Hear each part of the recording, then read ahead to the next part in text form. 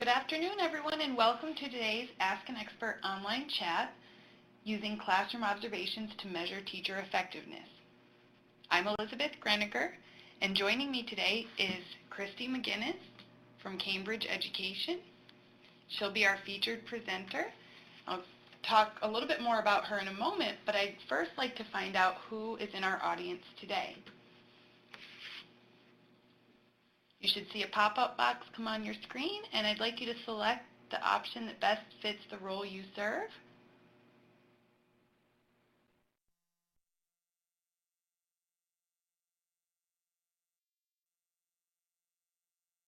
And you'll see another pop-up box, and we're interested in finding out if you attended last year's webinar on this same topic.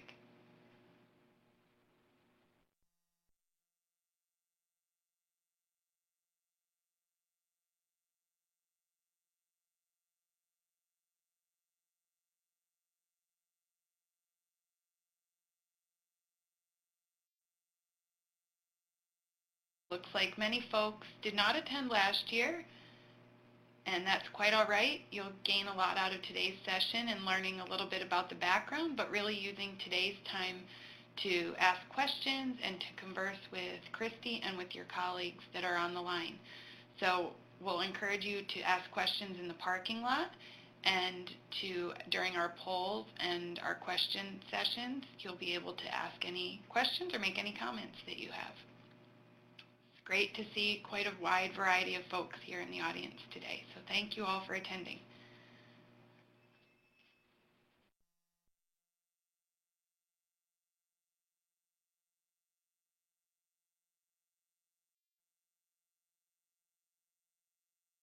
At this time, I'd like to introduce Christy McGinnis.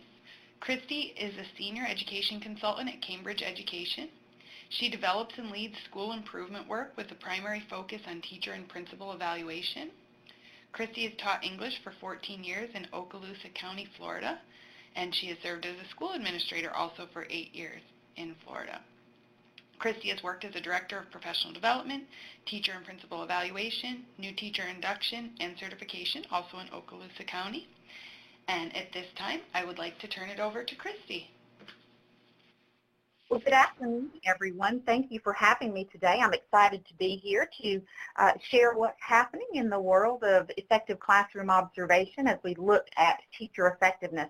You know, of course, the big topic is how are we impacting student learning, and what are we doing about what's happening in our classrooms when we see student learning occurring or when we do not see student learning occurring. So I hope today will be very informative for you and give us all a chance to ask questions and share our thoughts as we continue to really keep rowing this boat forward because there's still a long way to go, and we're not certainly anywhere close to where we want to be yet, but a lot of good processes and strategies are taking place to keep us moving in the right direction, but still a lot of work to be done as we continue to move forward in improving student achievement. So as we think about how we make these connections between classroom observation and the student achievement, we have to think about why it is we're really here and why do we continue this talk around this very important topic. And research clearly shows us that when we look at the quality of teaching, that really is the single most important factor that contributes towards student learning and student achievement. When we look at what the number 2 factor is, we know that the school leader has the greatest impact on the quality of teaching in the classroom. Quality of teaching impacts the student learning, and you may not even know that the second factor regarding the teachers that has the greatest impact on student learning also comes from the amount of teacher absences. I think that's important to remember as we move forward as well. Teacher evaluation systems, for over the last 4 to 5 years, we've seen a heavy push with the implementation of new systems, whether it be a race to the top issue, or districts and states just looking to bring teacher performance into greater alignment with student performance. But for any evaluation system to work or have credibility, it has to be rigorous, it has to be understandable, valid, reliable in what it's seeking to produce, and it's got to be trusted by the people who are using it, not just by the leaders who are implementing teacher observation and evaluation, but by the teachers as well, trusted by them, because they're seeing this new process and this new way of being looked at by their district, even district administrators, state policy leaders. And so rather than making this a personal attack on teachers, as too often it has seemed to be, we need to get back to the issue of this being about improving student learning. And everything that we talk about in regard to observing and evaluating teachers is based on that. It's about the impact of student learning, and that's very important to remember as we continue to shift the culture and environment systems within our buildings. So why is it that effective classroom observation is so important? And we've kind of already mentioned that, because we know that it leads to improved student learning. The days of remaining in our classrooms with the door shut are long gone. To have a process that is reliable and trusted and collegial it is crucial as we continue to go forward in improving student learning. Shutting our doors does not allow for great conversation to take place. So as we move into these effective observations, making sure that teachers have quality feedback and time for reflection, plan and move forward, targeting not just professional learning, but individual professional learning. Rather than for groups of teachers, we need to be looking more specifically at how we target individual learning based on individual teacher needs that will lead to this improved student learning. Because certainly what's happening in one classroom may not be happening in another classroom. So it is most important that all professional learning be individualized to the greatest extent possible. And I know sometimes that creates a barrier in some districts, certainly with administrators in time and resources, but our best attempt at making that individualized is really our best step forward in improving student learning. So this is where the rubber meets the road when we talk about classroom observation, because this is a systemic issue. It's not just about telling teachers we need to be doing things differently. This is at the leadership in the school. It's looking at the leadership from our district, and it's the systemic focus. Do we have strong leadership in our district offices that is supporting this building of knowledge and understanding of instructional leadership, and ensuring that we're placing these strong instructional leaders in our buildings to be able to provide support for teachers in the realm of instruction. No longer can we just have administrators or school leaders who are managers of people. It's such a greater umbrella now of responsibility as we move forward from just a manager of the building to one who can really lead in an instructional capacity. The feedback for teachers is only as reliable as is the leader is valid and believable in a school. Teachers are less likely to take feedback from an administrator who has not been out, if you'll pardon the expression, but in the trenches themselves. When you have an administrator who can roll up their sleeves and get into a school and even model for teachers and get in these classrooms, that feedback to teachers is more likely to be well received than feedback coming from someone who is disconnected from the instruction actually taking place in school. And how we go about providing feedback to teachers is crucial in regard to how well it will be received. The basis for goal setting and professional learning should come directly from that feedback that we are providing to our teachers as a result of our observations in classrooms. And that comes back to, again, that individualized piece. What we see in classrooms, what can we be doing differently? What are we looking at in classrooms that has a great impact on learning? What can we do differently in the classroom to ensure that learning takes place at a greater level? There are always essentials for looking at how we can conduct classroom observations and make them more meaningful.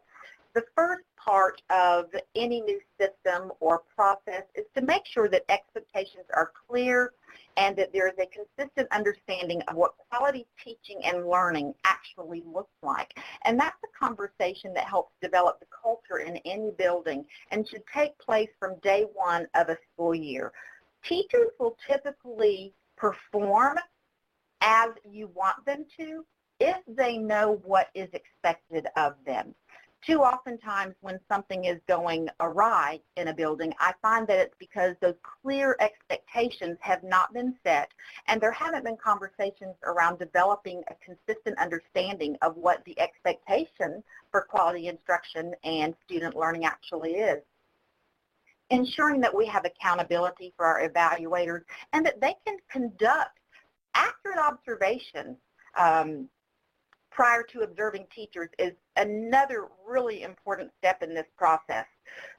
There are different companies that offer programs where they work with calibration processes and interrelator reliability in buildings to ensure that ongoing reliability is actually taking place. There are many different avenues that can be taken in this step for number 2, but it's crucial that this is an accountability that is not forgotten. It is not a one-time process where we ensure that everyone's on the mark and providing consistent ratings, but it has to be an ongoing process. Using multiple observations to increase reliability, we saw from the MET research that has been coming out over the last 3 years and then ultimately January a year ago, that multiple observations have a great ability to increase the accuracy and reliability of teacher observations. Going into a classroom for a once annual formal observation is a one-moment snapshot. In order to be able to ensure that we're providing the most accurate of ratings, we have to get into classrooms multiple times and collect information in an ongoing manner. It's even better if we can do that through different measures, such as number 4 suggests, making sure that we have multiple measures of observation, whether using student surveys, peer observations, other administrators. But again, those are other ways that we can increase the validity of what we're saying at the end of a year might be a summative rating for a teacher. Quality feedback and challenging conversations, the next step. This seems to be an ongoing area where we continue to find there to be a few stumbling blocks. Quality feedback to teachers can only occur if we have leaders who are able to recognize what quality instruction is within the classroom. Having conversations with teachers can be very difficult at best, sometimes even when something goes well, but then it becomes a challenge when we know we have to feedback information to teachers that might be taken as a personal attack rather than remaining focused on student learning. And that is the key piece here when we talk about that feedback and those challenging conversations, remaining focused on student learning. As you think about this quality feedback and the expectations, let me just stress one more time. Going back to the understanding that teachers have about what the expectations are, the conversations that need to take place surrounding all of these essentials for classroom observations and the expectation and quality of instruction and learning should take place from the very beginning of a school year. It has to start from a district level, certainly with what superintendents expect of their instructional leaders in the classroom, what instructional leaders in schools expect from the teachers in the classrooms, and right on down the line. There is no one person who is more responsible than another because systemically everyone has to be on board together and ensure that all of this is moving forward. And there has to be checks and balances along the way. Ongoing calibration of evaluators, as we mentioned earlier, it should not be a one-stop shop for our evaluators and observers any more than a formal observation should occur only once for a teacher. So many essentials for classroom observations, but these are several that really do help hold it together and provide the glue and success for whether or not the classroom observations will do what they're intended to do. Christy, before we move along to this question, I want to pause on this slide because I think you have a few folks who are asking some questions and responding to what they heard you just talking about. So I'd like to just point you to Mary's question. She was asking a little bit more about how you would suggest providing an understanding of quality instruction with teachers across schools or the entire district.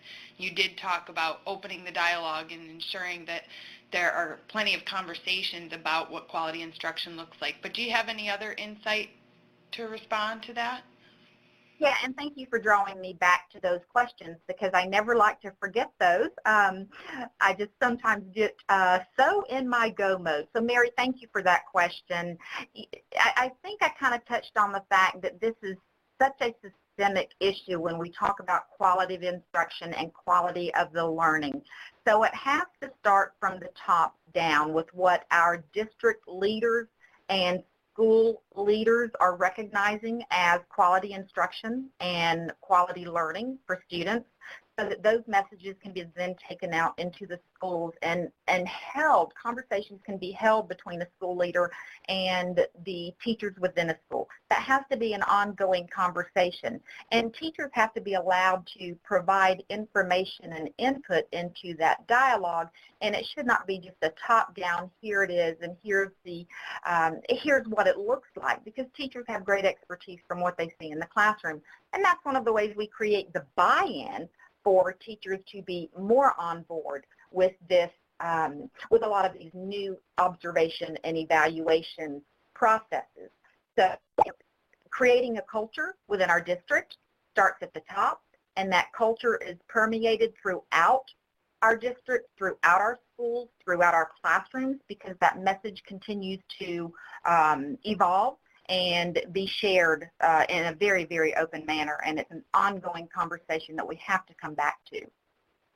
So I hope that helps, Mary. If not, be sure to put another question there in the parking lot. I'm happy to readdress it. That's wonderful, Christy. And I'm going to skip Mike for just a second and refer to Liz's comment. It looks like Liz has a suggestion that rubrics would be a good way, maybe as kind of a carryover from these conversations, how the district comes to some consensus on what are the expectations, that maybe a rubric would be one way to define what quality instruction looks like, and then have really high quality training and facilitation of that learning. Yeah, I've seen a lot of districts try to certainly pull together and come up with some way of measuring and identifying that. A lot of various events have occurred. There is no one best way to do it, but I think what's most important is that we come back to just having that ongoing dialogue and that everyone remains connected and on the same path towards the same goal. So that's a very good point, Liz, about, perhaps being able to develop that rubric with the good training and developing and consistently moving that understanding out. It certainly should be something that we see posted throughout a district. Once we determine what that definition is, it should be like the vision and mission of a school. It should be something that we consistently see and that we consistently are able to reiterate. Wonderful. So going back to Mike's question, he's referring to the multiple observations that you discussed, and I think asking an either-or question. Are multiple observations as part of a high-quality system, do they serve to recognize good teaching, or do they help to create, foster, and support good teaching and student learning? Potentially some food for thought, or you might have a suggestion there. Yeah, and Mike, that's a really good question, because having multiple observations should seek to do several things. First, it should seek, as you've suggested, to provide the most adequate picture of what's happening in the classrooms and what teaching is having an impact on student learning. We have to have that broadest picture available. So that's where the multiple observations is certainly crucial. But it should also be looked at as a way to provide the most meaningful and beneficial feedback to teachers, so that as we see practices that may not be in the best interest of a student or that can be altered to have a greater impact on student learning, we can quickly have those conversations and reflection feedback opportunities with teachers to continue to move student learning forward. So what you've shared actually is very true in both respects. Not only is it helping to create a very reliable observation, a summative evaluation for the end of the year, but it should also be helping to provide feedback to teachers consistently and ongoing because we're in these classrooms so very often, and that's what we want to do, to stay on top of whether or not best practices are occurring and our students are having the most likely and most optimum opportunity for learning. Then we have to be in. We have to provide that feedback and keep the conversations going. We'll continue to refer to the parking lot and respond to those questions, but we will open up the guiding question now, and we're interested in hearing from many of you folks about what you have seen as some effective observational practices in your experience. So either on the receiving end or on the observer's end, what have you seen as effective practices?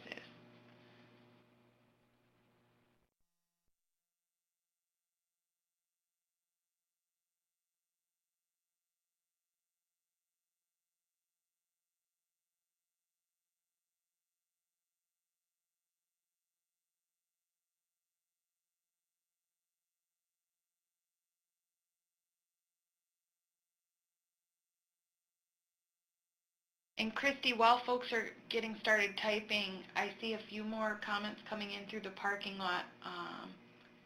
Yes, I just was seeing that one that I definitely wanted to respond to about multiple observations and on different levels. There is no one person who is or should be the only person observing in classrooms. It is an excellent practice to have peers go into a classroom.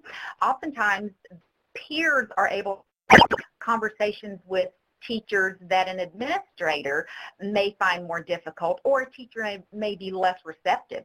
So absolutely having peers, instructional coaches, others coming into a classroom to conduct observations, and whether that be for informality, just to stimulate conversation around teaching and learning, whether it's a part of the process for the formal observation is certainly up to a district, but it is an excellent way to create additional opportunities to stimulate conversations about teacher practices and student learning. So that's absolutely a great question, and it should include others coming into the classroom. Many districts, of course, are using peers as part of the observation process where funding allows, and that has created an opportunity for the instructional leader in the building to have another resource to talk about teacher observation and student learning with, and just having that other observer has again created additional reliability, and it has helped in some way, I believe, to take the total weight back of the school leader, in that someone else with another set of eyes is coming in, and it usually alleviates any type of personal belief that a teacher may have when observed saying, well, the administrator doesn't like me, or my school leader has some negative feelings towards me. It helps, move away from some of that. That's wonderful. And shifting gears over to our responses in the poll, getting a lot of really wonderful ideas. I see Cecilia is asking if those will be captured somewhere, and yes, they will. At the conclusion of each one of our webinars, we'll have an archive event, so you'll be able to download or view the webinar as a video in its entirety, so you'll be able to go back through that after today's event. That should be posted in just a few days. So referring to some of the comments we're getting here, I see a lot about videos. Christy, tell us what you know about using videos for observation. Actually, and I'm seeing that pop up here about the video banks showing, Richard was sharing there, that's showing what right looks like by element and scoring rank. Being able to find exemplars is absolutely wonderful, and whether or not they're exemplars sometimes doesn't even have to be the case, just from the standpoint that to use any type of video observation for other teachers to learn from is important. Oftentimes teachers do say, well, what does highly effective look like? Well, we're still working, I think, throughout the U.S. to find what those exemplars actually look like, and then who's the credible resource to say whether or not those are actually exemplars. So there's a little bit of caution as we move forward and using videos to show as exemplars, because you want to make sure that they truly are exemplars and that they have been deemed as such from someone who is an expert in the field before you send that message out to teachers of what that exemplar practice actually looks like.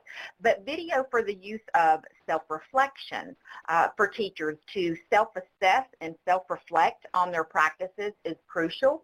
Right now in working with the Florida Virtual School, which is an online school of learning, currently doing work with their administrators and helping them to recognize quality teaching and learning through an online atmosphere has been great / challenging work, because it takes on such a different tone when you're listening versus being in a classroom where you are getting the instruction and able to talk to teachers. But videos have a great place in the observation world, and there are multiple uses for videos, and it's a conversation that I think is worthy of continuing in great length, because whether or not we use them for the actual observation, whether or not we use them as a self-reflection tool for teachers or a training method for teachers in the observation of teaching and learning, they just have multiple uses, and that's a great practice.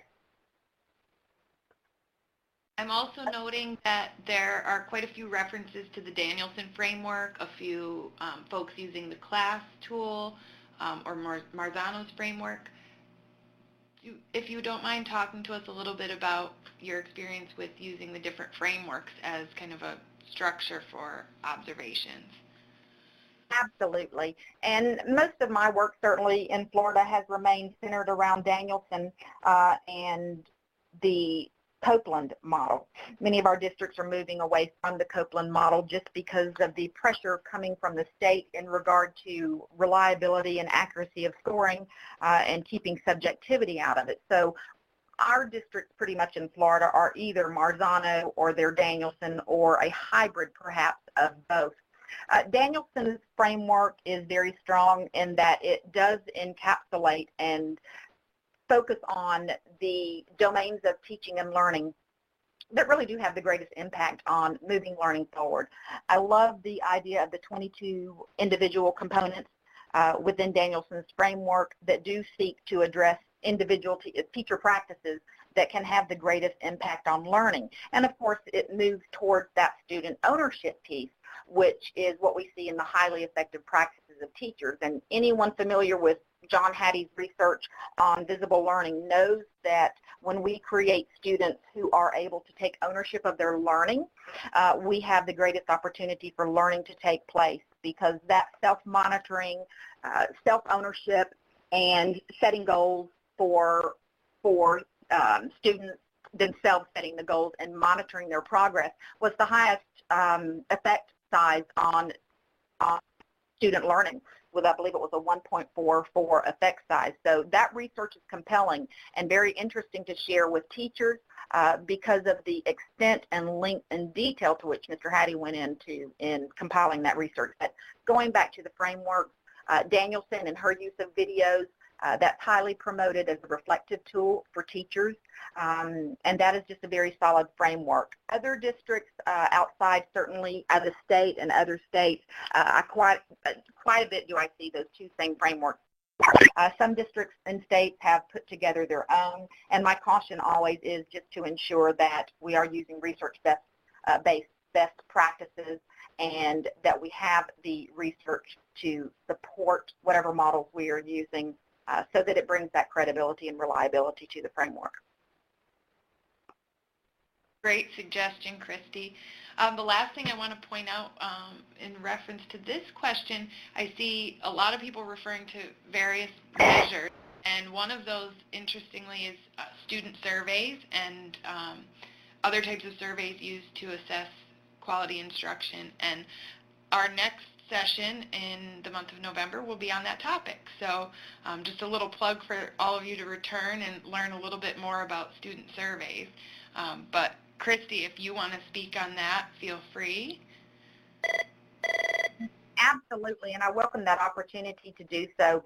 I continue to find that there are teachers who remain a bit frightened surveying their students. And oftentimes I think it's because, from what I hear them continue to say, is that they're worried about it being a personal event, and that students will have an opportunity to lash out. But there are so many survey instruments, Tripod being one, that has been developed with 15 some odd years of research into the best statements we'll get at noting what is occurring in a classroom that is a favorable practice or not favorable. If students are our clients, if you will, when you think of it in terms of a business, we work with students day in and day out. Teachers may spend upwards 7.5, 8 hours a day with students. Why would we not want to ask students what's working for them and what's not? That is an incredibly powerful way to inform our teachers' practices. Some districts are taking it on now as a trial. Some are making it available to teachers just as kind of that initial step out there with student surveys to see what kind of information is gleaned and how teachers will take that information and use it. I know that back in my district, I made it a practice to survey and solicit teachers who would take a survey, issue it to students, meet with me about the type of feedback that they gleaned from those surveys, and then reflect on how they were going to use it to move their practice forward. And whether it's a formal process or not, the hope is that the information will be used to improve teacher practices and give teachers a better picture of what's happening in their classrooms, because at the end of the day, it is about those students. And it is very uncomfortable, as Mary shares here, that it's more comfortable, my apologies, Mary, it's more comfortable for teachers to own their data at first and then require them to select an item from the survey to include as a growth goal. Mary, that's a really great idea, and I'm so glad that you brought that up, because it certainly can be a way to feed that information for the professional learning and that action research that the teacher is going to identify. If it isn't something out of just the formal observation, the class observation process, that information is very powerful. And you're very right. When teachers are able to own it and become comfortable with it, it isn't something that has to be brought to the public eye, but as long as it informs teaching for an individual teacher and changes take place as a result of that, then I think a survey has certainly served its purpose. But I do hope it's a process that districts will consider and continue to give great thought to as we move forward in trying to improve the quality of teaching and learning, because there certainly is a great place for it in this process. I love seeing all of the wonderful ideas and the conversation happening here. We're going to continue along into the next slide, but there will be a few more opportunities for folks to share your insights and your own experience. I'm going to pass it back to Christy for a few minutes to talk about some strategies for success. Yeah, so thank you very much. So the master-coded videos we touched on just a moment ago, master-coded videos can definitely help ensure that our observers are accurate in their ratings of teachers. But again, I go back to when we use master-coded videos, we aren't talking about videos that are not developed in-house, but they are videos from a reliable expert who has developed these videos, and they are able, therefore, to be used as a reliable method to train observers and calibrate, if you will. Videos in and of themselves are certainly not the only practice that needs to be observed. Face-to-face training and face-to-face opportunities for inter-rater reliability sessions and calibration of our observers and evaluators is crucial in connection and conjunction with the videos that get used. A self-assessment rubric. I believe we've placed that in the resources for you to take a glance at, and it may be listed on our next slide. Let me see. Let me go ahead and click over to that for just a moment. Yes, we put that here for you to take a glance at, and this is also in your resources. This is really a great tool, or something that you can consider developing within your own district as well, to determine where you actually are in a district with training your observers and where you are in the process of developing an effective classroom observation process. So statement A here would read, the process for training observers is thorough and ongoing. And so you either have some progress in that area based on the elements provided, or you're fully developed. And having sometimes that really hard look at where we are is tremendous, and knowing where we're going next. Being honest with where we are is important. We're either there or we're not, and if we're not, where are we going to get to, and how are we going to get there? What steps, what protocols, what resources do we need in place? But self-assessment is as important for a district, for school leaders to determine where they are in the observation process, as much so as it is for teachers to self-assess where they are in their instruction. Back, the commitment to professional learning, this is often a piece that unfortunately gets dropped a little bit. It's not that the intentions are not there for districts and for schools to provide professional learning, but as we learn more about the importance of individualizing this professional learning for teachers, it becomes a greater challenge. There are many districts who have resorted to online libraries to provide that individual assistance for teachers. Some districts are very fortunate to have coaches, instructional coaches that are accessible within their districts or within their schools to help teachers in certain areas. But resources, financial resources, often become a challenge in this regard. But making that strong commitment and identifying ways from the district level, from our school level, that we are going to be really dedicated to supporting our teachers. It's a matter of putting our money where our mouth is, and we hear that quite often. But giving feedback to teachers will mean nothing if you do not have a means in place to help them develop in the areas where they need it. So looking next, of course, at providing quality feedback, that has to stem from reliable instructional leaders who are able to recognize quality learning and be able to provide strategies and facilitate action conferences with teachers. And again, additional observers add that reliability layer simply because it does provide another set of eyes. So as many people as we can have involved in the process of classroom observation, those who are able to provide feedback for teachers, again, help ensure that we're more likely to have a successful observation system.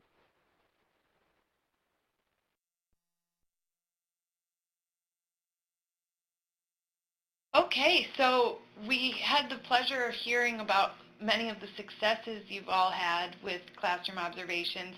Now we're going to kind of turn the tide because we know there are also challenges associated, and we're interested in having you share some of the challenges you've experienced, either implementing or receiving classroom observations. The hope, of course, that we all learn from our challenges, and some of the successes we've already discussed could be great solutions for some of these. While folks get started on that, Christy, I'm looking here. Renee has a question regarding working with students with challenging behavior and how to kind of account for that in the observation process. And I think what she's asking in the second part of the question is related to how, as maybe a classroom teacher, can she improve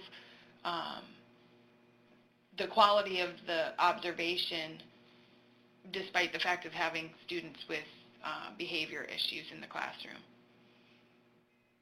And as I look at the question, I'm not sure to the degree that we are talking about behavior problems. If we're talking about in the general ed environment, certainly we know that for learning to take place in any classroom, the first area that a teacher has to have control of is the classroom behavior, and student management systems have to be put in place, and ensuring that those are developed with students so that there is a collegial approach. Students, having the opportunity to determine what our behavior plan, what best behavior is going to look like, what expectations are from the moment we walk through the door is definitely instrumental, because instruction and learning clearly cannot take place where we are constantly dealing with behavior issues of students. That too is something that is a systemic approach that has to be made clear from the school leader's perspective. Supports have to be put in place. Teachers have to be able to be provided strategies and opportunities to learn how to approach behavior management plans and systems. Support at the administrative level has to occur for teachers when they are removing a student perhaps from a classroom. Obviously, the number one goal is to ensure that we keep students in the classroom so that learning takes place. So this is a school-wide effort to ensure that we have something in place that we're comfortable with, that keeps students in check with behavior, and that also keeps them in the learning environment. But of course, we know that there are times when that does not occur, and you cannot continue with teaching and learning when those instances do occur, because it certainly detracts from the other learning for other students. I'm looking here as well, Renee, continuing on with your question there about students not working, or teachers not working with severe students that perhaps just because of home problems, poverty of the school, the learning issue is not always present. You know, there are a lot of social and emotional issues that sometimes trump the learning, unfortunately. I've shared with many districts lately that ensuring and providing teachers training in social and emotional learning has a great place in the success of classrooms and teaching and learning, and there are too often too many teachers who are not adept and able to deal with those types of behaviors. You know, if you think about any of the brain-based research that has been continuously coming out for the last how many every year, at least 20 that I can remember, certainly 25 in my career of education, we know that when students are hungry, when problems are occurring at home, when they're sleepy, they're clearly not going to learn. The brain just does not have that capacity in the prefrontal cortex to take over. The kids can't handle the challenges when they're fighting social and emotional issues such as those. So ensuring that our teachers do receive training in those areas certainly can be of a big benefit for all of our teachers. Moving back to some of the responses on our question about challenges, and there are many, I see a couple themes related to, one, time. Do our administrators and our observers have the time to be doing high-quality observations?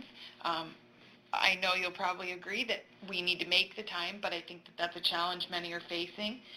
And then the other one is the time for the quality feedback. So not only the time for the observation, but taking the time to have that structured conversation and provide feedback to teachers.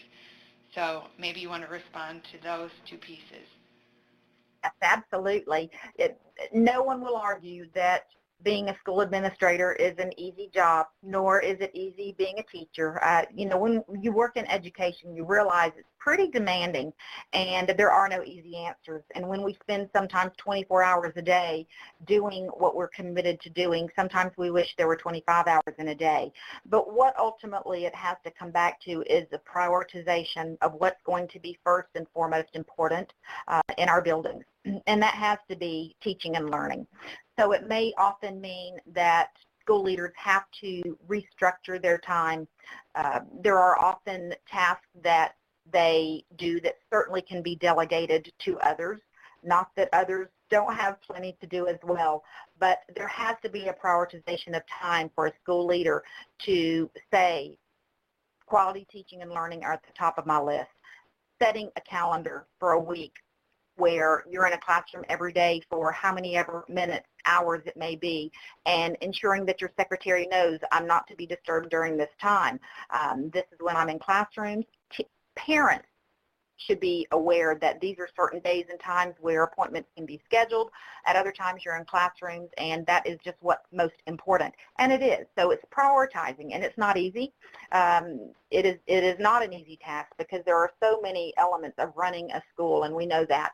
But we have to remain committed to teaching and learning.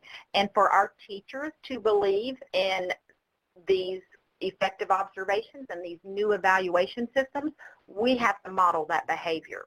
Our walk, our talk, everything we have that we do as school leaders has to ensure that we're supporting what these new systems are trying to do.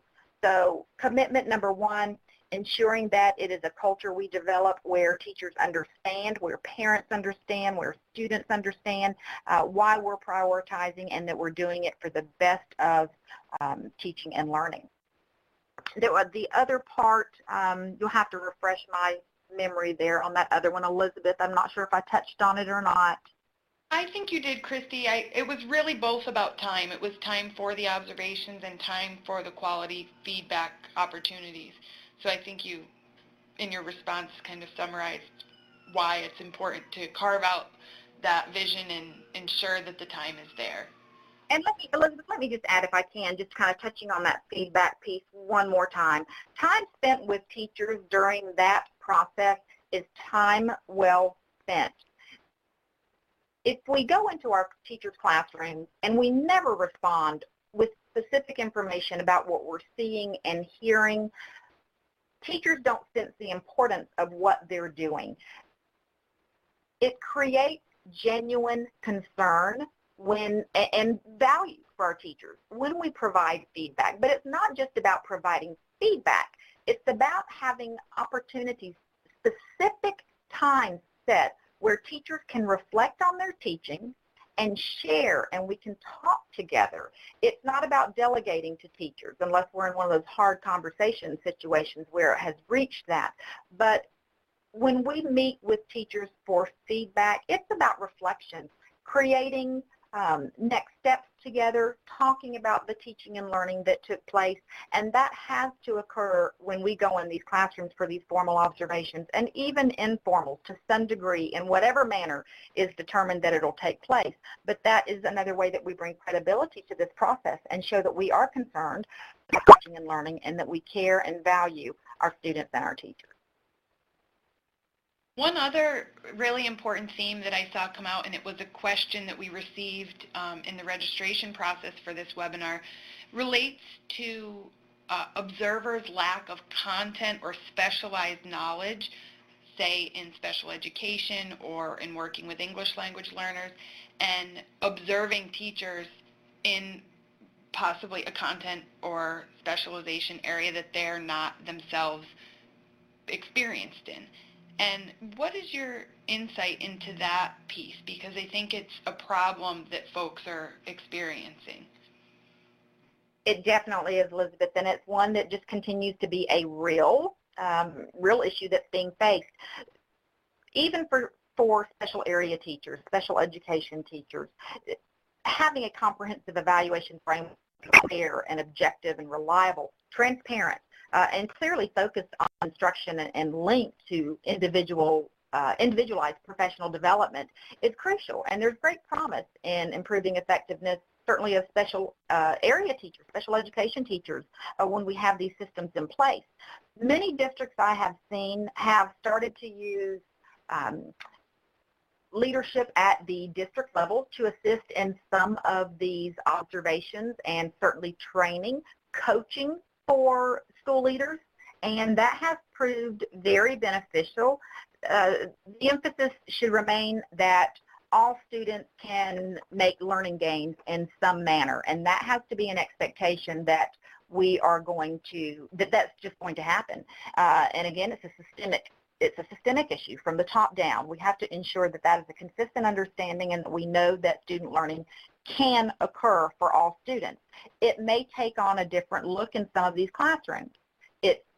The language of the framework, most often that I see, can be utilized. Some districts will tweak them and add words such as where abilities allow for these students. Some districts I know cannot make any alterations to their frameworks, and that's okay. There just has to be that understanding that it's going to take on a different look in some of these classrooms. What is a learning gain for one student in an ESE classroom certainly may look a little differently than it might in an advanced placement classroom. But the opportunities should still be there, encouraging support from district levels with specialists in the area of special education should be utilized, and they should be providing opportunities to work with school administrators almost in a coaching capacity as often as needed to ensure that we're being consistent and recognizing teaching and learning in these classrooms. So there is no out per se. We don't look at any one group and say, because these students are different, this is going to be different. We have to understand that it's all about making learning gains. We can ensure that that happens, but we need the right people to support our school leaders in recognizing what that looks like and then how to provide that feedback to these teachers. So wonderful. We have a lot of questions and a lot of great comments happening. I see folks sharing some different resources and sharing ideas. I'm going to continue to encourage that. We're rounding up on our last 5 minutes, and I want to make sure we get through everything. I see a few questions that I do still want to touch on, but I'm going to remove this poll for now. And Christy, let you breeze quickly through your next slide. And I think you've touched a bit on quality feedback. So I'd like to move quickly into our next set of questions so we can make sure we hear all of folks' questions and respond to those before 4 o'clock. Absolutely, and I'm just going to make one last comment here on the feedback, and then I will move on because this is such an important part of this process. How we develop a culture in our buildings will determine whether or not this feedback is this time allowed for feedback and reflection is a receptive process by our teachers. If we have developed a safe climate of learning, not just for our students, but for our teachers, and teachers know that as schools are here to support them. It's not a gotcha process. It is not about how we're going to move somebody out, but it's about how we can support and move learning forward. That will ensure greater likelihood that teachers will be more open to this process. So just wanted to add that in there very quickly. And if, Elizabeth, you want to go ahead and step in on this last question? Sure. What I'm going to do is we'll spend the last 5 minutes doing two things. I'm going to put up the poll box and let folks start thinking about what action steps you might take in response to what you've heard today. We really want you to go out and do something with the information you've heard, either using the ideas or continuing great work that you're already doing, and we'd like you to share that. While you all are writing there, I'd like you, Christy, to think about two questions that I see over in the parking lot, one from quite a bit earlier, regarding an alignment of messaging in our teacher preparation programs, and how much is being done in our preparation of future teachers to understand many of these tenets of high quality observation that you've discussed with us today. I'm so glad you brought that one back up. I love when districts have opportunities, even in their backyard, to have really strong conversations and working relationships with universities from which perhaps they're receiving students. Oftentimes, I was directing professional development, leading teacher evaluation. I would go out into the universities and spend time with the students in the teacher education programs, sharing with them what observation systems look like. Many universities are starting to come on board because we're opening those doors for conversations within districts. But we have to reach out and make that perhaps that first attempt to open that door. Sometimes we get caught up in our own worlds and we forget that this is taking place, or there are other people out there who can help us. If we are having these conversations, we're more likely to get students into our districts for our new teachers who are more aware of what effective teaching looks like in our classrooms. I see more and more students coming out of universities better prepared, and that's good news. But what I'm still seeing also as well is that we have a greater preponderance of educators coming into the teaching field through the alternate certification route, and so that's creating a few issues. But having conversations with our schools of education from whom we're receiving students is crucial, because they want to do the right thing by students as well. They want to be sure that they're giving us students who are well prepared, and the only way that can happen is to really open the doors of conversation and share what's happening at the legal levels, and I know that they've been very involved. Universities have been very involved, certainly in the state of Florida. I don't know how prominent that is happening outside of the state, but it's something we have to continue to facilitate so that we are ensuring we get the best of the best out of these schools from these teachers who are prepared.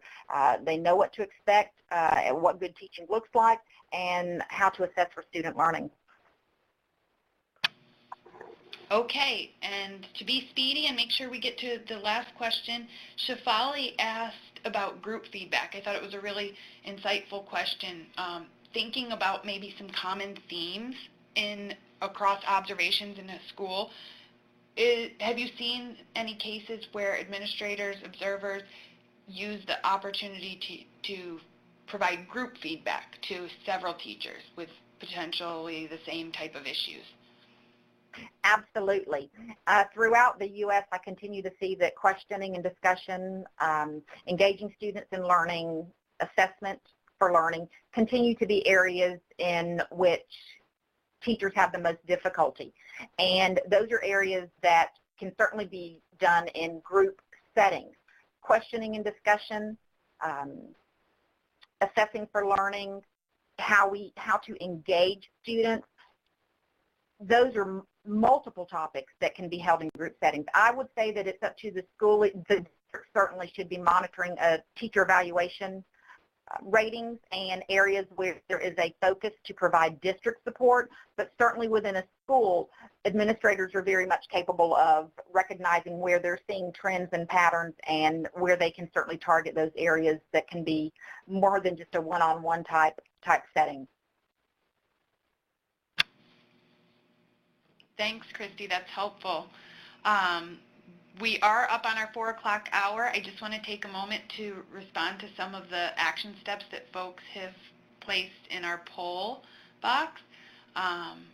Great to think more about training and ensuring that there are high-quality trainings for our observers.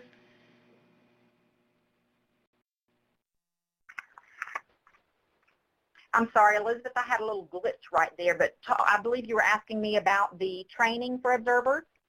I was just commenting that sounds like a great action step, is to ensure that there is high-quality training for observers, and a few folks had mentioned that would be their action step. Absolutely, absolutely. I spend most of my time conducting those trainings in classrooms within schools, and that is the most beneficial training that administrators will share back, that provides them the greatest support. It's more like one-on-one coaching for them, and they get that targeted feedback, talking about what we're seeing in classrooms in terms of teaching and learning, and look for best practices. So that is instrumental in ensuring that we have some successful systems in place, and I encourage everyone listening to make sure that we're finding ways to support our school leaders in that respect and allowing them those opportunities to, be held accountable for what they're doing and sharing with teachers, and ensuring that they're on the right track. Okay, I'm going to quickly go through some of our final housekeeping items and make sure everyone knows that you can get in touch with Christy either at the Cambridge Education website. You can learn more about the work they do, but you can also reach Christy at her email address, which is listed here. You can reach me for any questions on the Ask an Expert series, and for general information on the Relevant Atlantic, you see our information there. We have some forums on teacher effectiveness, so if you'd like to continue the conversation on this or other topics, feel free to go to that website and link up with others who are interested in chatting about the topics. As I mentioned, we'll be having an upcoming series of webinars for our Ask an Expert and our teacher effectiveness. You'll see that in November we'll talk about pathways into teaching, and my own correction, our student surveys one is in December, but it is coming. And our teacher effectiveness topic, using instructionally sensitive assessments to measure teacher effectiveness, also in November. So we do hope you'll join us for each of those events. And your feedback is really important to us, so we hope that you'll take a few minutes to fill out the evaluation and provide us your feedback so that we can continue to improve the webinar series. And at this time, I'd like to give a virtual round of applause to Christy for her time and her expertise today. I know it was time well spent. Thank you very much, Elizabeth. I enjoyed the opportunity, and this is such a compelling topic. It has to be something we continue to move towards in ensuring quality instruction for the sake of our students, and I welcome any further communication with anyone via my email, and I wish you all the best as you move forward in ensuring that we are doing the right things for our students. So thank you very much for the time today.